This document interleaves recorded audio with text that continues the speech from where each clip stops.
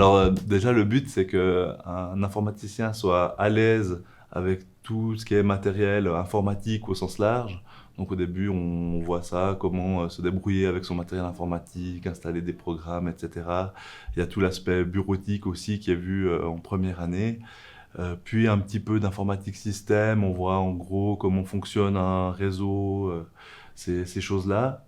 Et puis, en parallèle de ça, il y a tout l'aspect web, programmation, où on apprend à faire des sites internet, soit à les coder à la main, donc on apprend vraiment un peu de la programmation, ou alors en utilisant des outils un peu plus évolués. Et en troisième année, il y a l'option web où on va plus loin encore, soit dans les concepts de programmation, soit dans le web design, en faisant des choses un peu plus évoluées encore. Alors, en première année, on a d'abord le cours où on apprend à utiliser du matériel informatique de manière générale, un petit peu de concept système, la bureautique. Puis après, on a un cours interentreprise, donc c'est un cours intensif sur 2 semaines où on va apprendre vraiment à les bases du codage et comment faire un site internet avec HTML et CSS.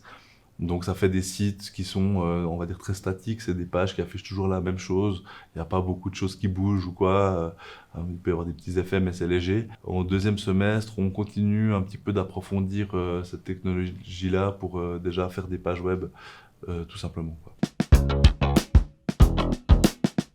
Alors en deuxième, déjà on a le projet web.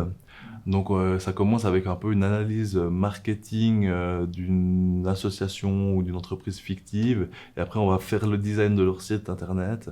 Puis ensuite le coder avec les technologies qu'on a vues en première année.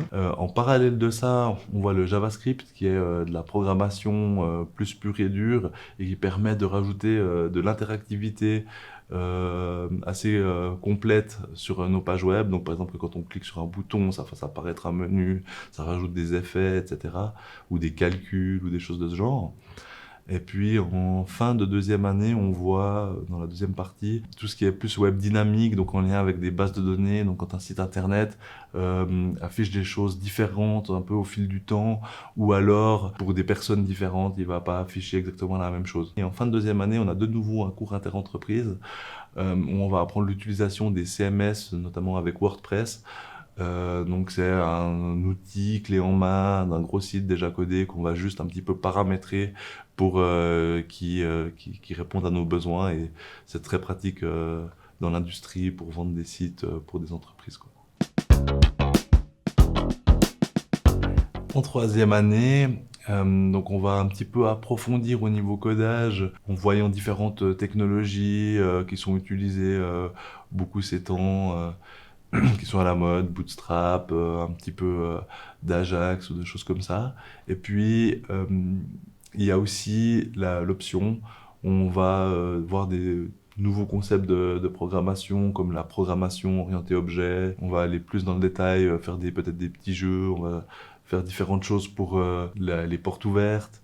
Et puis, il y a aussi l'aspect web design en option où on va approfondir les concepts d'expérience utilisateur, d'interface utilisateur et faire des sites plus évolués aussi avec WordPress ou des choses comme ça.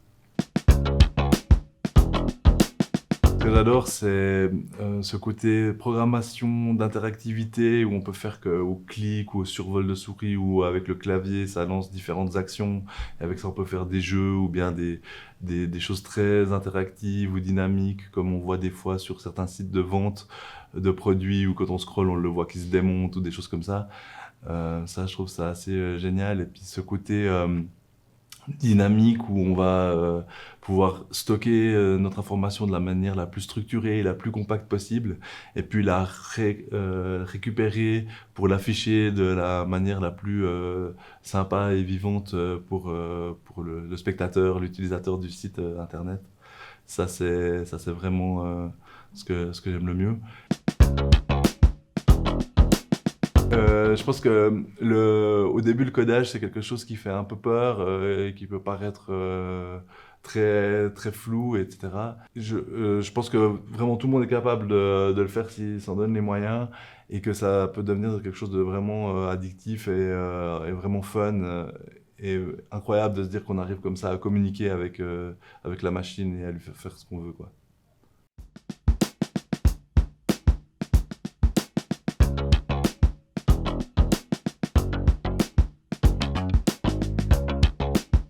Alors oui, bien sûr, alors je m'appelle Dimitri Roux, je suis actuellement en 3e année de médiamatique au CPNV à Sainte-Croix et je suis actuellement en option web, plutôt orienté programmation.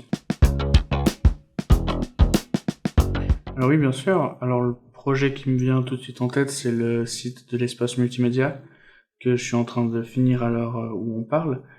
Et c'est un site en gros où j'avais pris l'initiative en première année, donc il y a maintenant 2 ans environ, de créer un site pour permettre la location de matériel multimédia pour les élèves.